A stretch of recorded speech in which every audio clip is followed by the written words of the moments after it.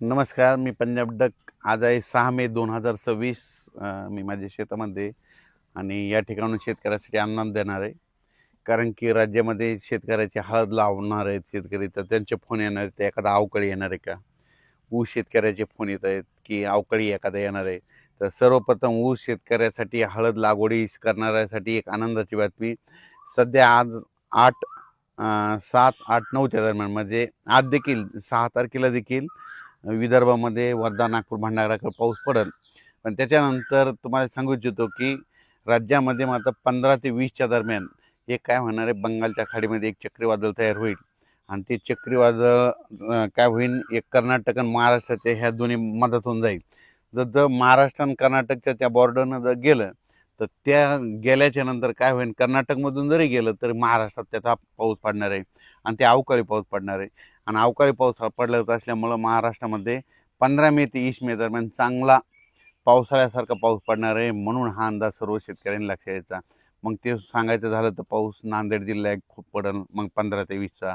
त्याच्यानंतर परभणी जिल्हा, हिंगोली जिल्हा, यवतमाळ जिल्हा, लातूर जिल्हा, बीड जिल्हा, परभणी जिल्हा, धाराशिव जिल्हा, सोलापूर जिल्हा, त्याच्यानंतर सातारा जिल्हा, त्याच्यानंतर सांगली, त्याच्यानंतर कोल्हापूर, त्याच्यानंतर कोकणपट्टी पूर्ण, त्याच्यानंतर पुणे, अहिल्यानगर,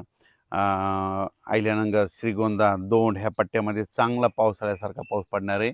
त्याच्यानंतर ते पाऊस उत्तर महाराष्ट्राकडे देखील राहील. म्हणजे उत्तर महाराष्ट्राकडे नंदुरबार जिल्हा, धुळे जिल्हा, जळगाव जिल्हा, संभाजीनगर, जालना जिल्हा ह्या परिसरात देखील मग 15 ते 20च्या दरम्यानचा चांगला मोठा पाऊस येईल.